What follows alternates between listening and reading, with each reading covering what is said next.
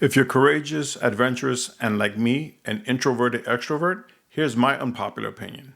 Residency is not always necessary. That is if, and let me emphasize this, if and only if you're not afraid of change.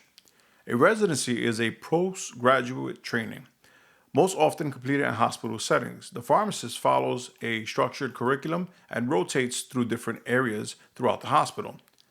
This may include inpatient pharmacy, outpatient pharmacy, anticoagulation clinics, pain management, ICU, emergency department, and much more depending on what the facility offers. If you're on the fence about completing residency, I'm going to explain why most people pursue one and why you may want to consider another path that could lead to life-changing experiences. I am speaking as someone born and raised in Brooklyn, New York, who decided to move more than 2,000 miles away to the mountains of Flagstaff, Arizona. Fun fact, did you know that it actually snows in Arizona? I couldn't believe my eyes, but this is a picture of Mount Humphreys, standing nearly 13,000 feet tall. This photo was taken during the winters when I lived there. Most pharmacists pursue a residency to stand out from the applicant pool and to improve their chances of getting hired by a hospital. The hope is that after completing residency, the hospital will offer them a permanent position. But the truth is, many residents will not receive an offer at the end, especially if the hospital already is fully staffed. Residency has its pros and cons. Some of the pros include networking, learning how the facility operates, becoming eligible for board certification soon after completing residency compared to gaining the required experience through traditional practice.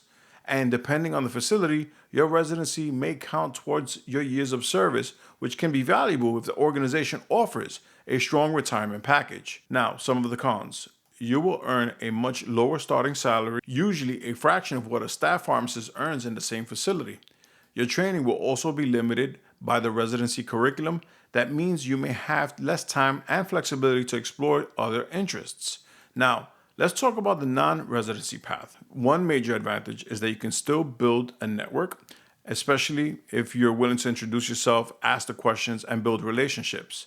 You can begin earning a full pharmacist salary immediately.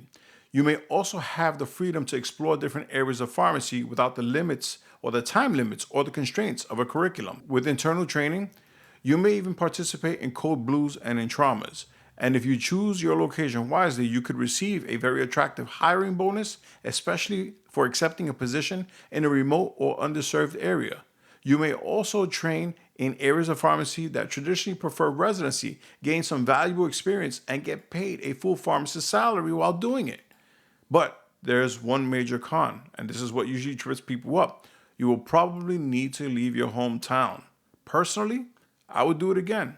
My career as a hospital pharmacist started on the Navajo Reservation at Tuba City Regional Healthcare.